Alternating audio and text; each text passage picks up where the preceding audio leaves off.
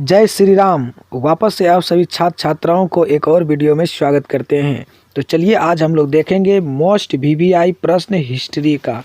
Most VVI क्या देखेंगे?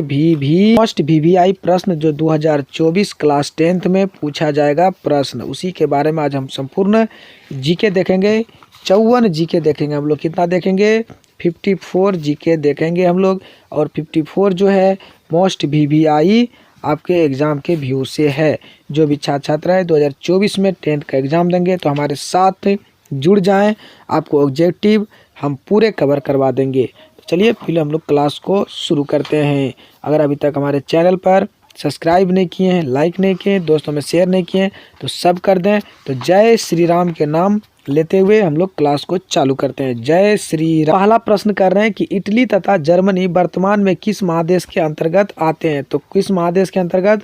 Europe महादेश के अंतर्गत आते हैं। तो आप बताएंगे कमेंट बॉक्स में कि महादेश कितने हैं और कौन कौन। चलिए अगला प्रश्न देखते हैं। अगला प्रश्न कर रहा है फ्रांस में किस शासन वंश की पुनः स्थापना वियना कांग्रेस ने की थी? तो किसने किया था? बुर्बो वंश ने किया था। बुर्बो वंश ने किया था। तो ऑप्शन नंबर सी सही है। तो चलिए अगला प्रश्न हम लोग देखते हैं। अगला प्रश्न कह रहा है कि मेजनी का संबंध किस संगठन से था? तो मेजनी का संबंध किस संगठन से था? तो किस संगठन से था? कारबोर्नी से। किससे? कारबोर्नी संगठन से था। तो ऑप्शन नंबर बी करेक्ट है। चलिए अगला प्रश्न। अगला प्रश्न कह रहा है साथियों इटली एवं जर्मनी के एकीकरण के विरुद्ध निम्न में कौन था? तो इटली और जर्मनी के एकीकरण में कौन था? तो कौन था? तो ऑस्ट्रिया था। कौन था? तो ऑप्शन सी करेक्ट हो जाएंगे। चलिए अगला प्रश्न। अगला प्रश्न कह रहा है काउंट काबूर को विक्टर इमैनुएल ने किस पद पर नियुक्त किया गया था? तो किस पद पर नियुक्त किया गया था? तो पीएम। पीएम का फुल फॉर्म होता है प्राइम मिनिस्टर यानी प्रधानमंत्री। चलिए अगला प्रश्न। प्रश्न कह रहा है 6 नंबर प्रश्न कह रहा है कि गेरिबाल्डी पैसे से क्या था? तो गेरिबाल्डी जो पैसे से था वो नाभिक था। क्या था? नाभिक था। तो ऑप्शन नंबर डी करेक्ट हो जाएंगे, नाभिक। तो चलिए अगला प्रश्न कह रहा है कि जर्मन राइन राज्य का निर्माण किसने किया था? तो जर्मन राइन राज्य का जो निर्माण किया था वो किया था नेपोलियन बोनापार्ट ने। किसने किया था? Napoleon Bonaparte. Option number B correct है। तो चलिए अगला प्रश्न। अगला प्रश्न कह रहा है कि जलबेरिन कैसी संस्था थी? जलबेरिन कैसी संस्था थी? तो व्यापारियों की थी। व्यापारियों की थी संस्था थी। जलबेरी कैसी संस्था थी? व्यापारियों की संस्था थी। ऑप्शन नंबर बी सही हो जाएंगे। चलिए अगला प्रश्न। रक्त एवं लोह की नीति का अवलंबन किसने किया था? तो लोह एवं रक्त का जो अवलंबन किया था वो बिस्मार्क ने किया था। ऑप्शन नंबर सी सही है। तो चलिए अगला प्रश्न।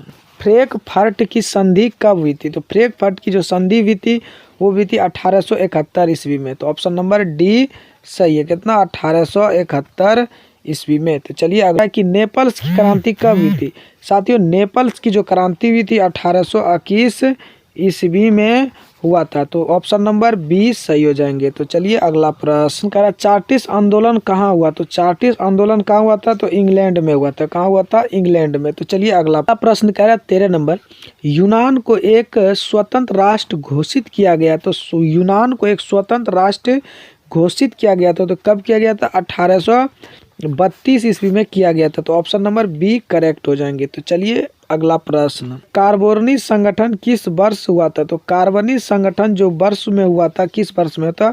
तो 1831 में हुआ था। तो ऑप्शन नंबर डी करेक्ट हो जाएंगे। तो चलिए अगला प्रश्न। एड्रियानोपुल की संधि कब हुई थी? तो एड्रियानोपुल की जो संधि हुई थी वो हुई थी 1829 ईस्वी में। तो ऑप्शन नंबर बी सही है। तो आप सभी छात्र छात्राओं का जो है कि यहाँ से 50 क्वेश्चन हम जब आपको कवर करा देंगे, इसमें से आपको 20 क्वेश्चन कन्फर्म है कि पूछे ही जाएंगे। तो आप लोग पूरा वीडियो को देखेंगे, पूरा को समझेंगे, आराम से सबको याद कर लेंगे एक बार में। चलिए अगला प्रश्न हम देखते हैं 16वां नंबर। एड्रियानोपुल की संधि किन दो देशों के बीच हुआ था? तो किन दोनों देशों के बीच हुआ था? तो वो था तुर्की। क्या था? तुर्की और रूस। क्या था? तुर्की और रूस था। चलिए ऑप्शन नंबर ए सही है। तो चलिए अगला प्रश्न। प्रश्न कह रहा है कि सेडान का युद्ध किनके बीच हुआ था? तो सेडान का जो युद्ध हुआ था वो किसके किसके बीच हुआ था? तो हुआ था फ्रांस और पर्सा के बीच। किसके बीच? फ्रांस और पर्सा। तो चलिए ऑप्शन नंबर सी सही हो जाएंगे। तो चलिए अगला प्रश्न देखते हैं। 19 नंबर प्रश्न को देखते हैं। कह रहा है कि पोलैंड के विद्रोह को किसने कुचल दिया था। जो पोलैंड का जो विद्रोह हुआ तो किसने कुचल दिया था, तो रूस ने कुचल दिया था। किसने, रूस ने। तो चलिए ऑप्शन नंबर ए सही हो जाएंगे। तो चलिए अगला प्रश्न देखते हैं 20। प्रश्न कह रहा है कि सन 1870 में फ्रांस और पर्सा के बीच युद्ध कहाँ हुआ था। तो कहाँ हुआ था, तो सेडोन में हुआ था। कहाँ हुआ था, सेडोन में हुआ था साथियों। कहाँ हुआ था, सेडोन में। तो ऑप्शन नंबर ए करेक्ट हो जाएंगे। चलिए अगला, यूरोप वासियों के लिए किस देश का साहित्य एवं ज्ञान प्रेरणास्रोत रहा था। तो किस देश में, तो यूनान में।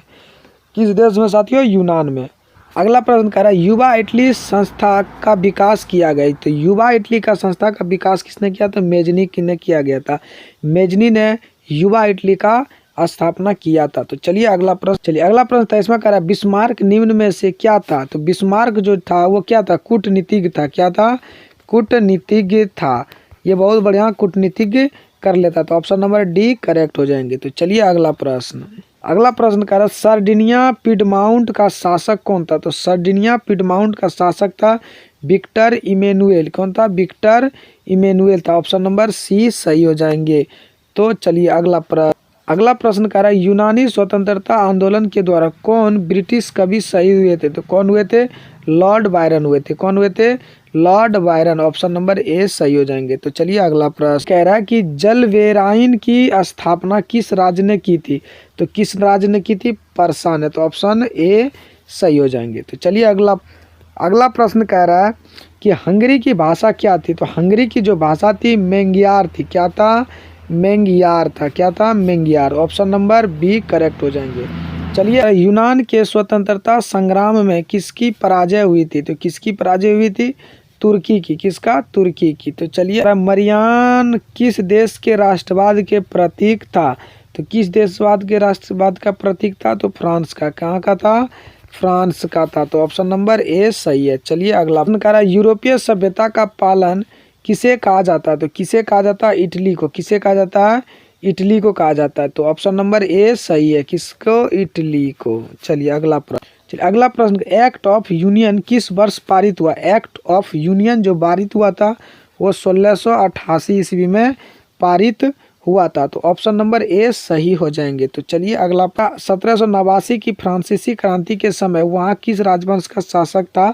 तो किस वंश का शासक था, तो बुर्बो वंश का शासक था। तो ऑप्शन नंबर सी करेक्ट हो जाएंगे। तो चलिए अगला प्रश्न का नेपोलियन संहिता किस वर्ष लागू किया गया। तो नेपोलियन संहिता किस वर्ष लागू किया गया, तो 1804 ईस्वी में। कब किया गया, 1804 ईस्वी में। ऑप्शन नंबर डी करेक्ट है। चलिए अगला प्रश्न कह रहा है कि जर्मनी के एकीकरण के लिए बिस्मार्क ने कितने युद्ध किए थे। तो कितने युद्ध किए थे, 3 युद्ध किया था। तो 3 युद्ध। ऑप्शन नंबर सी सही है। तो चलिए अगला प्रश्न, वियना कांग्रेस में कौन राष्ट्र सम्मिलित नहीं था। तो कौन राष्ट्र सम्मिलित नहीं था, तो जर्मनी सम्मिलित नहीं था। तो चलिए ऑप्शन नंबर डी सही है। अगला प्रश्न करा वियना कांग्रेस में पवित्र संघ की योजना किसने प्रस्तुत की गई थी। तो किसने किया था, रूस ने किया था। किसने, रूस ने। तो ऑप्शन नंबर ए सही है। तो चलिए अगला प्रश्न, यंग इटली के संस्थापक कौन है। तो यंग इटली का संस्थापक जो है मेजनी है। कौन है, मेजनी। जब आप किताब पढ़ेंगे तो वहाँ पे आपको ये मिलेगा। तो ऑप्शन नंबर सी करेक्ट है। हम किताब भी पढ़ा दिए हैं,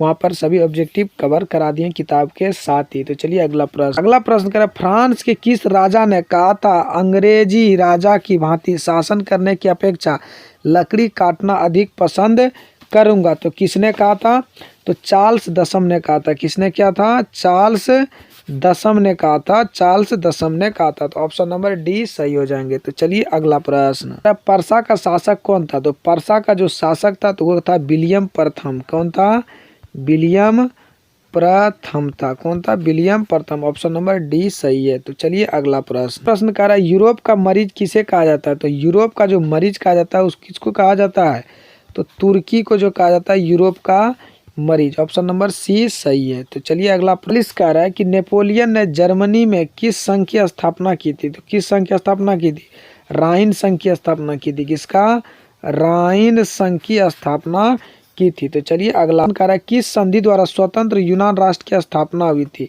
तो किससे हुआ था, एड्रियन पूल की संधि। एड्रियन की पूल की संधि के द्वारा। तो चलिए अगला कह रहा है कि यंग यूरोप की स्थापना किसने की थी। तो यंग यूरोप की स्थापना की थी मेजनी ने किया था। किसने? मेजनी ने।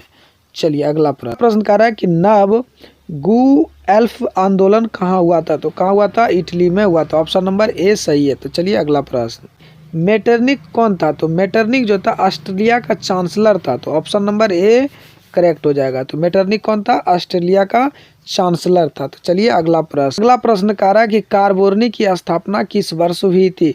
तो कार्बोनी की जो स्थापना हुई थी वो हुई थी 1810 ईस्वी में। तो चलिए अगला प्रश्न कह रहा है 1830 की क्रांति के बाद फ्रांस में किस प्रकार का शासन स्थापित हुआ था? तो कैसा हुआ था? निरंकुश राजतंत्र स्थापित हुआ था। तो चलिए अगला प्रश्न करें, लाल कुर्ती नामक संस्था का गठन किसने किया था? तो किसने किया था? गैरीबाल्टी ने किया था। किसने?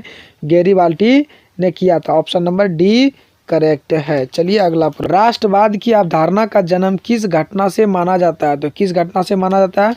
पुनर्जागरण। ऑप्शन नंबर ए सही है। तो चलिए अगला प्रश्न का रक्त और लोहा की नीति किसने अपनाई थी? तो किसने अपनाई थी? बिस्मार्क ने अपनाई थी। तो चलिए अगला प्रश्न 51। अगला प्रश्न कर रहा है किस युद्ध के बाद जर्मनी का एकीकरण हुआ था? तो किस युद्ध? तो सेडान का युद्ध से। किसने? सेडान का युद्ध। ऑप्शन नंबर डी करेक्ट है। तो चलिए अगला प्रश्न, किस संधि द्वारा जर्मनी का एकीकरण पूरा हुआ था? तो किस संधि द्वारा? तो जो हुआ था फ्रैंकफर्ट की संधि के द्वारा हुआ था। ऑप्शन नंबर डी करेक्ट है। तो चलिए अगला, छात्र छात्राओं आज का सेशन का ये अंतिम प्रश्न है, 53 प्रश्न है।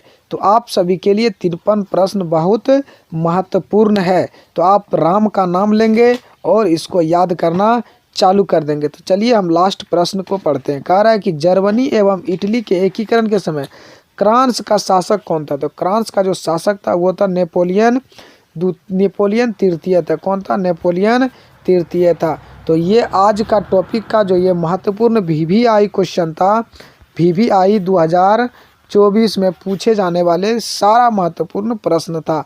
तो आप इसे स्किप करके ना देखें, एक सीरियली देख लेंगे, आपको बहुत फायदा होगा। दोबारा देख लेंगे आप। इसी तरह से वीडियो हमारे चैनल पर और भी है, तो आप वहाँ जा करके देख सकते हैं। तो चलिए फिर हम लोग मिलते हैं वापस एक और नए वीडियो में। तब तक के लिए धन्यवाद। जय श्री राम।